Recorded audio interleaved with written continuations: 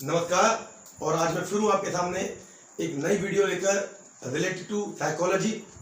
और साइकोलॉजी में जो लास्ट वीडियो हमने पढ़ा है या लास्ट वीडियो जो हमने देखा है उसमें हमने बात की है जीन पियाजे की। जीन पियाजे जो मैंने पहले भी आपसे कहा है आपके सीटेट के रिगार्डिंग बहुत ही इंपॉर्टेंट टॉपिक है और बच्चों को समझने के लिए, बच्चों का बेसिकली इम्प्रूवमेंट या कॉग्निटिव डेवलपमेंट जानने के लिए भी बहुत इंपॉर्टेंट टॉपिक है।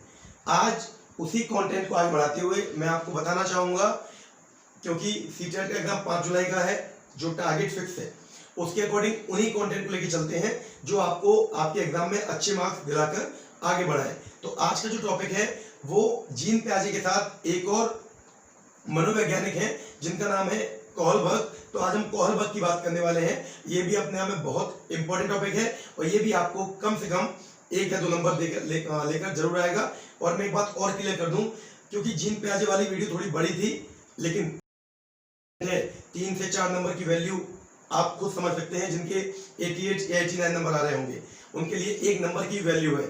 और किसी अच्छे एग्जाम में क्वालिफाई करने के लिए एक नंबर में आप मेरिट में कई हजार ऊपर नीचे हो जाते हैं। तो किसी भी एग्जाम के लिए किसी भी टॉपिक को आप छोटा मान के ना चले। वो 51 मिनट या 52 मिनट की वीडियो जो बनी है बहुत इफेक्टिव वीडियो है। और अगर आपको तो आप मुझे कमेंट करके जरूर पूछें।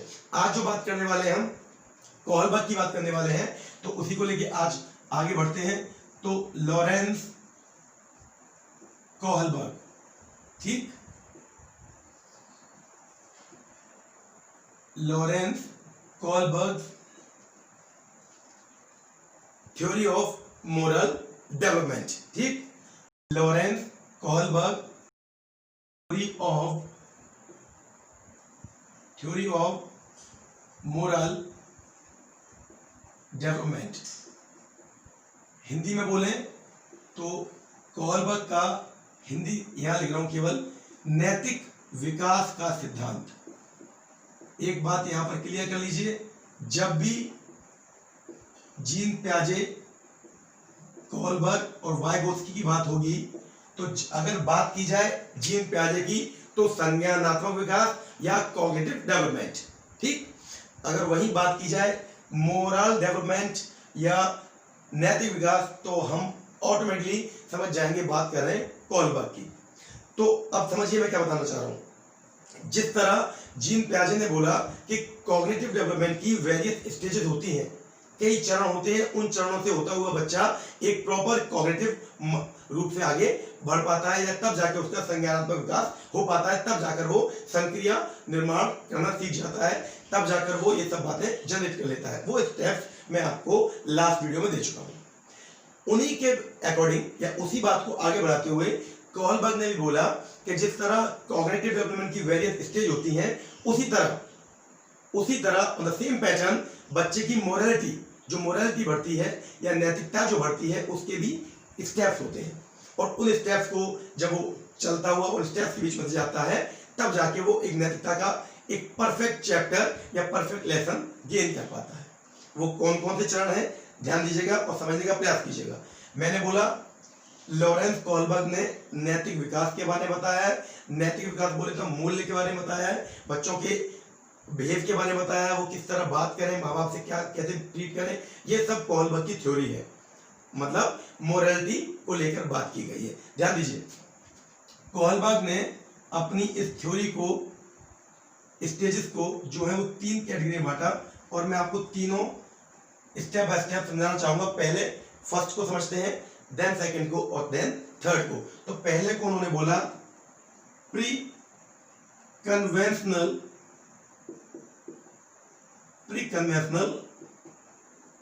स्टेज,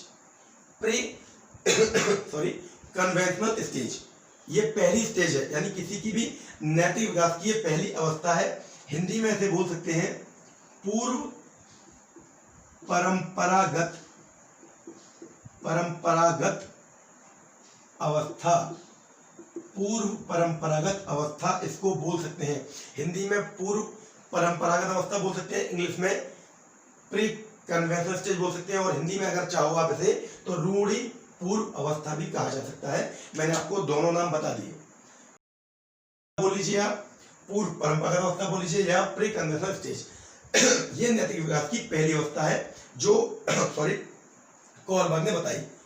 वो जो उन्होंने एक्सप्लेन किया उसके अकॉर्डिंग ये अवस्था अपने आप में काफी वैल्यूबल है और आपको इसे समझने का प्रयास करना चाहिए। ये स्टेज 4 to 10 ईयर 4 से 10 साल के बच्चे के अंदर देखी गई या देखी जाती है। या नैतिक विकास की अवस्था 4 से 10 साल के बच्चे की स्टेज को बताती है। फोकस करिए। अब क्योंकि कोहलबर्ग ने बताया, उन्होंने ये बताया नैतिक विकास की मेन 3 स्टेज है। अब इन 3 स्टेज के अंदर क्या क्या चलता है बच्चे के अंदर, उसको उन्होंने 2 यानी 6 पार्ट्स में डिवाइड कर दिया है। मैं दोबारा बोल दूं, कोहलबर्ग ने नैतिक विकास की या मोरल डेवलपमेंट की मेन 3 स्टेज बताई, जिसमें पहला मैंने लिख दिया प्री कन्वेंशनल स्टेज। अब इसमें जब बच्चा 4 से 10 साल का होता है तो 2 चरण में अपनी मोरालिटी पूरी करता है। तो वो पहले 2 चरण समझते हैं, ठीक है। इसके पहला चरण है या पहला स्टेप है, इसे बोलते हैं punishment and obedience. Punishment and obedience stage या ओरिएंटेशन, ठीक। पनिशमेंट एंड ओबीडियंस ओरिएंटेशन या स्टेज बोलते हैं। ये पहला स्टेज है किसका, पूर्व परंपरागत अवस्था का पहला स्टेज। यानी इस स्टेज में जब बच्चा होता है यही पार्ट। इसके अंदर जब बच्चा इस स्टेज में होता है 4 से 10 साल के बीच में, जब बच्चा इस स्टेज में होता है तो आप इसे स्टेज फर्स्ट भी बोल सकते हैं, ठीक है। 6 स्टेज में बांटा है पूरा मोरल डेवलपमेंट। स्टेप 3 है, स्टेज 6 है, समझिएगा। तो पनिशमेंट एंड ओबीडियंस स्टेज ये आपकी फर्स्ट स्टेज मान लेते हैं, फर्स्ट मानते हैं, यही है, ठीक। समझने का प्रयास करें। उन्होंने ये बोला है कि जब बच्चा इस अवस्था में चल रहा होता है तो वो नैतिकता या मोरालिटी का मीन क्या समझता है वो समझिए। वो नैतिकता को यह मानकर चलता है मुझे अगर, यानी ये उसका मेन कॉन्सेप्ट है, ये पनिशमेंट, उसे डर, किसका डर है, सजा मिलने का। यानी अगर वो टीचर की बात मानना है, not because of he had afraid from punishment, that's why he is continue following his teacher's suggestion, क्योंकि उसे लगता है अगर बात नहीं मानूंगा, सलाह नहीं मानूंगा तो मुझे पनिश किया जाएगा। उसके लिए मोरल यहाँ के निपट जाती है कि अगर मैं आज्ञा नहीं मानूंगा तो मुझे सजा मिलेगी, इसलिए मुझे आज्ञा माननी चाहिए। बस इस स्टेज में उसको यही लगता है कि मुझे बड़ों की बातें इसलिए माननी है कि मुझे सजा नहीं चाहिए। ये प्री कन्वेंशनल स्टेज की पहला चरण है, जिसे पनिशमेंट एंड ओबीडियंस, आज्ञा मानना और सजा। आज्ञा क्यों मानना, क्योंकि सजा नहीं चाहिए, ठीक। मैं हिंदी में एक लाइन लिख दे रहा हूं, सजा ना मिले या सजा ना मिलती है इसलिए बड़ों की आज्ञा मानना। बड़े means Elder and teacher all. सजा ना मिले इसलिए बड़ों की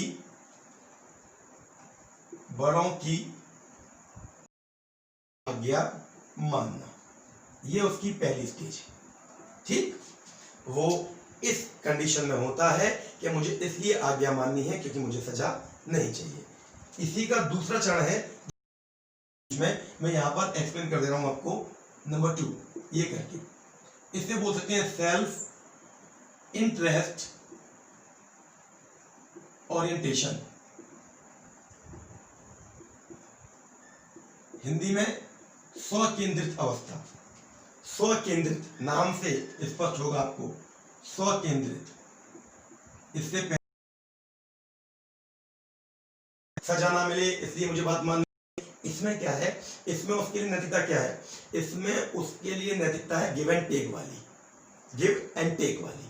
मतलब वो ये जानता है, मोरालिटी के इस नियम को जानता है और इसी को मान के चलता है कि अगर मैं किसी की हेल्प करूं, मुझे करनी चाहिए, नो डाउट, लेकिन मुझे भी उससे हेल्प चाहिए। अगर मैं किसी को अपना ब्रेकफास्ट, स्कूल में किसी को अपना लंच करा रहा हूं तो मुझे भी लंच चाहिए।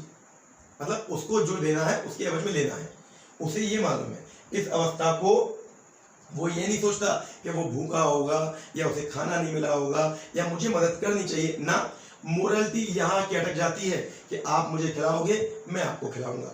वो मम्मी पापा से भी पूछता है if I am supporting then what should I get from your side, मुझे क्या मिलेगा, मुझे क्या मिलना चाहिए, मुझे आप क्या दोगे। पापा मुझे चॉकलेट मिलेगी, ये आप घर में हम देखते रहते हैं। तो सेल्फ इंटरेस्ट है, सेल्फ इंटरेस्ट बनता है मोटिवेशन करने के लिए। यहाँ नैतिकता का मतलब ही मोटिवेट या मोटिवेशन बाय सेल्फ इंटरेस्ट यहाँ पर। यानी मैं समझा दूं आपको एक सिंगल लाइन में, काम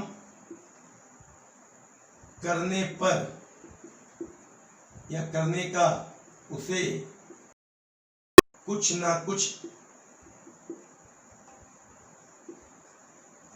उपहार बोल लीजिए या जो वस्तु वो चाहता है, वस्तु चाहिए, उसको ये मालूम है बराबरी का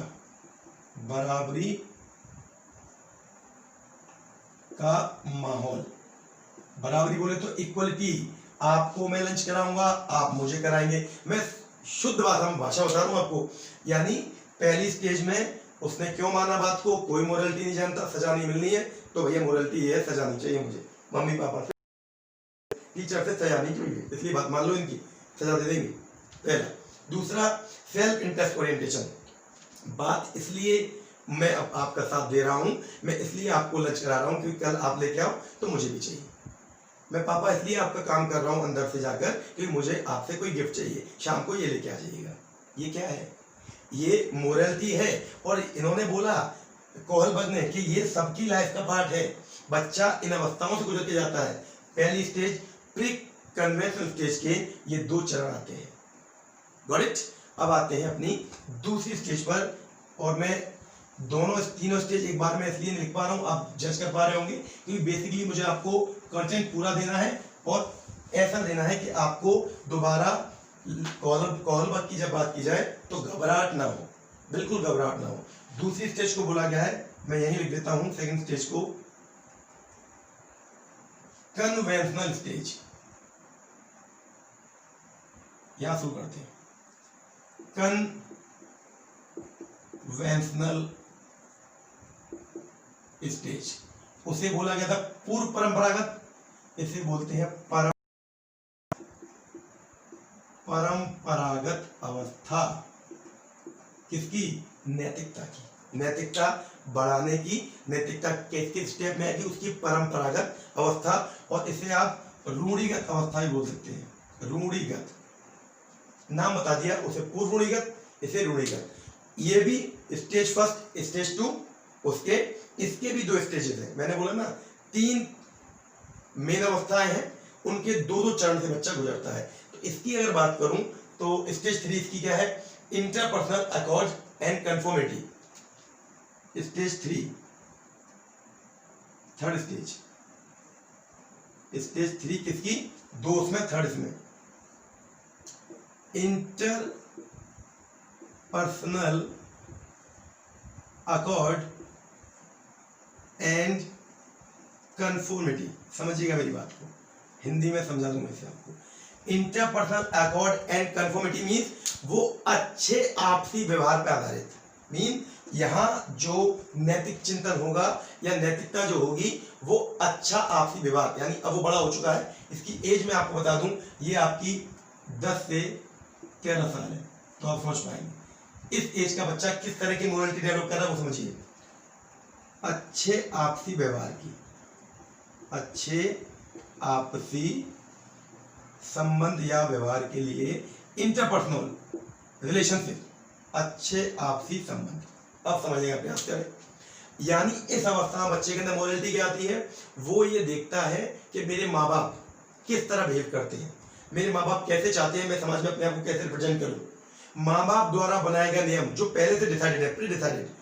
अगर किसी परिवार के अंदर मान लीजिए ये परिवार से अकॉर्डिंग परिवार में जाएगा, यानी अगर परिवार के अंदर जैसा इंटरनल माहौल है उन्होंने जो बात तय कर रखी है, अगर वो चाहते हैं कि आप बच्चे पैर छुओगे तो यहाँ पर मोरालिटी क्या है कि यहाँ बच्चा वास्तविकता में माँ को दिखाना चाहेगा कि हाँ I am a good boy और I am a good girl. लड़कियां भी चाहेंगी अपने पेरेंट्स को बताना yes mama yes papa I am a good boy and I am a good girl. क्यों चाहेंगी? क्योंकि उनको ये मालूम है, उनको ये मालूम चल गया है कि मुझे करूं, ये इस आपसी संबंध बनाएगा वो समाज के लोगों से, उन लोगों से जिनसे माँ बाप चाहते हैं। और किन नियम को फॉलो?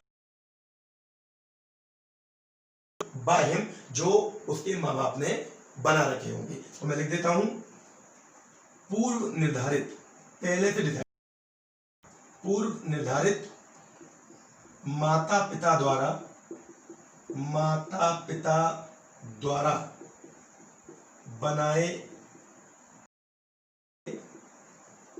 नैतिक व्यवहार वही फॉलो करेगा। नहीं मालूम कुछ भी अभी, वो माता पिता द्वारा जो नैतिक व्यवहार की तरीके की इंटरपर्सनल अकॉर्ड एंड कंफर्मिटी, यानी जो माँ बाप चाहेंगे और माँ बाप द्वारा बताया करता जाएगा। और एट लास्ट टारगेट क्या होगा? माँ बाप की नजरों में, अपने परिवार की नजरों में अच्छा बेटा या अच्छा बेटी बनना। यानी मोरालिटी यहाँ के स्टेबल हो जाएगी। उसमें क्या छुपा हुआ है? वास्तविकता में पापा आई am a good boy, I am a good girl, मैं अच्छा कर रहा हूँ, मैं अच्छा करना चाहता हूँ, और जो भी मौका मिलेगा उसे इनको खुश करने का, इनके रूल के अकॉर्डिंग वो वही करेगा। 10 से 13 साल। ठीक, इसकी चरण 4 की बात करूं, स्टेज 3, और यहां बात करूं स्टेज 4। मैंने बोला ना 1 2 3 4 की बात करूं तो authority and social mentoring orientation, इसको बोलते हैं अथॉरिटी एंड सोशल मेंटेनिंग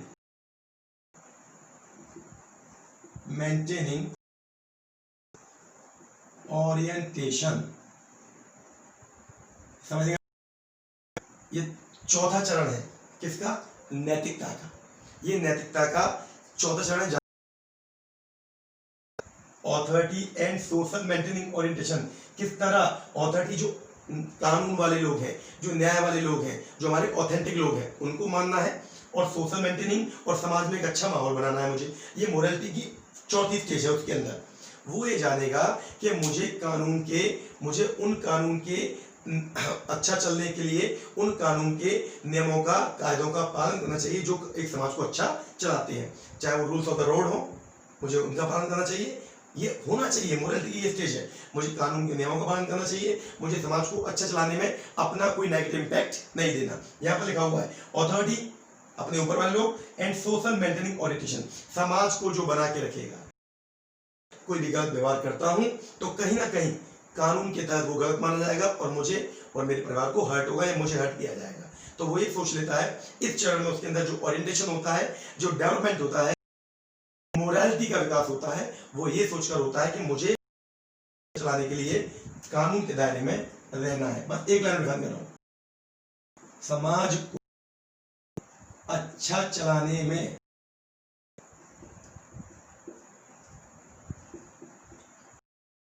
दायरे में रहना है। बस दैट्स इट, गॉट इट। मैं आपको दोबारा बता दूं, यहां पर अच्छे आपसी संबंध में माता पिता के थ्रू ही wants to and she wants to be a good boy, नियम वही फॉलो कर रहा है जो माँ बाप चाहते हैं। और यहाँ पर authority and social maintaining orientation, यहाँ पर वो ये चाहता है कि जो भी कानून है हमारे यहाँ का वो ना तोड़ा जाए और समाज को अच्छा चलाने के कानून का साथ देना चाहिए, और मैं साथ दूंगा, मुझे साथ देना चाहिए। ये उसकी विकास की यानी मोरालिटी की स्टेज की 4th स्टेज है, जो कि कन्वेंशनल स्टेज में आती है। परंपरागत, समझ में आ रहा होगा, परंपरागत जो चलता हुआ आ रहा है उसके अकॉर्डिंग। ये पहले से चलता हुआ आ रहा है, माता पिता की नैतिकता बच्चों को वैल्यू देनी चाहिए, दैट्स इट, गॉट इट। इसलिए नाम दिया इसे परंपरागत अवस्था। मैं क्यों बता रहा हूं, 1 नंबर का कोलबर्ग हो सकता है कि विकास में नैतिकता की अवस्था किसने बताई? Lawrence Kohlberg, answer complete. लेकिन मैंने क्या बोला, ये अंदर अगर जाते हैं कि किस अवस्था में बताया गया है, विकास की किस अवस्था में बताया गया है या किस नैतिकता में बताया गया है कि बच्चा समाज को अच्छा चलाने के लिए कानून के दायरों का पालन करता है। तो द आंसर इज परंपरागत अवस्था, कन्वेंशनल स्टेज। दैट्स व्हाई मैं आपको ये बता रहा हूँ, बट इंपॉर्टेंट है, आएगा। ठीक, अब बात करते हैं अपनी मोरल स्टेज, जिसके भी 2 चरण हैं, उनमें 5वां वैल्यूएबल है, 6वें को भी समझने का प्रयास करेंगे। 6वां इतना वैल्यूएबल नहीं है क्योंकि वो थोड़ा मोर देन एक्सपेक्टेशन है। इतना बहुत कम लोगों से मोरलिटी की इतनी मतलब एक्सपेक्टेशन बहुत। तो 5वीं स्टेज और 3rd स्टेज में बात करूं, उसे बोलते हैं पोस्ट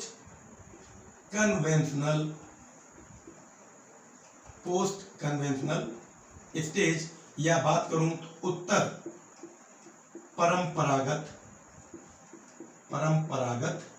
अवस्था। समझने का प्रयास कीजिए। पोस्ट कन्वेंशनल स्टेज, उत्तर परंपरागत अवस्था। पहले वाली थी पूर्व परंपरागत, मध्य वाली थी परंपरागत, ये उत्तर परंपरागत। पहले वाली थी पूर्व रूढ़िगत, ये रूढ़िगत, और ये वाली बीच वाली रूढ़िगत, और ये वाली रूढ़ी से ऊपर उठकर।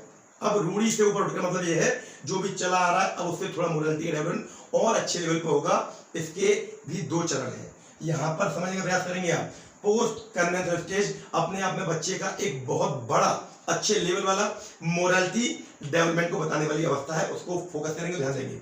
इसकी पहली स्टेज यानी इसकी पहला भाग, और यह हमारा 5वां पार्ट है, सोशल कॉन्ट्रैक्ट ओरिएंटेशन। नाम से स्पष्ट है, ओरिएंटेशन फोकस करेंगे। सोशल कॉन्ट्रैक्ट, कॉन्ट्रैक्ट जानते हैं, बोलते हैं कॉन्ट्रैक्ट कर लिया, उससे हमारा कॉन्ट्रैक्ट अनुबंध हो गया, बंद बोल सकते हैं। तो यहाँ पर क्या है, यहाँ पर बोल सकते हैं समाज का अनुबंध, सामाजिक अनुबंध द्वारा होने वाला नैतिक चिंतन, या समाज के अनुबंध पर टिका हुआ नैतिक चिंतन, जिसमें समाज को मेन देखा जाएगा। अब समझने का प्रयास कीजिएगा। इससे पहले वाली अवस्था क्या थी, वो फोकस है। अब यहाँ समझने का प्रयास करेंगे। अब वहां कानून को मान रहा था, वहां कानून को लेकर चल रहा था, यहाँ क्या मानेगा, यहाँ थोड़ा डिफरेंस है। वो कहेगा कानून तो ठीक है, लेकिन कुछ मूल्य हमारे, कुछ हमारी वैल्यू ऐसी हैं, कुछ हमारे सिद्धांत ऐसे हैं, मूल्य सिद्धांत, ठीक है, कानून से भी ऊपर है, कानून से भी ऊपर है। मैं समझाता हूँ आपको, कानून से भी ऊपर है मतलब यहां वो अपने हक के लिए बोलेगा। पहले उसे डर था, पहले वो सोच रहा था मैं कानून के तहत चलूंगा, कानून की बात मानूंगा, क्योंकि कानून समाज का अंग है। कानून समाज का एक लिमिटेड दायरे में है, और समाज को चलाने के लिए कानून चाहिए होता है, ऑथेंटिक लोग चाहिए होते हैं। लेकिन अब वो क्या जानने लगा, जैसे ही वो पहुंचा, सॉरी मैं स्टेज 13 ये प्रौढ़ावस्था था, जब तक वो 20, 22, 25 साल तक का होता है, ये सब चलता रहता है, ठीक है।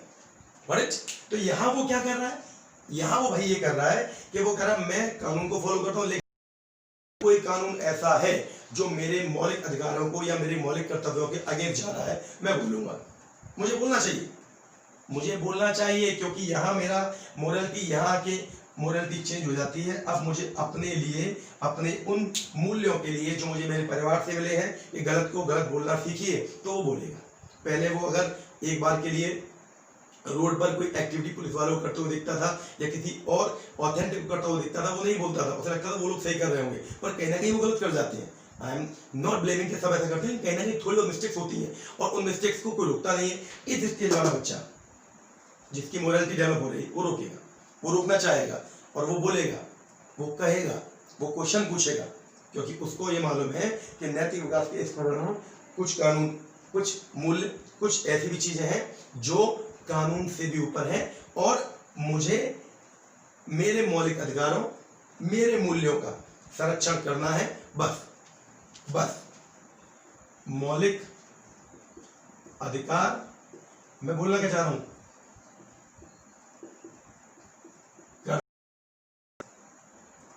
वह मूल्यों का संरक्षण, ये यहां पर होगा। इसका इस स्टेज में आकर वो ये करेगा कि वो गलत को गलत बोलना शुरू कर देगा।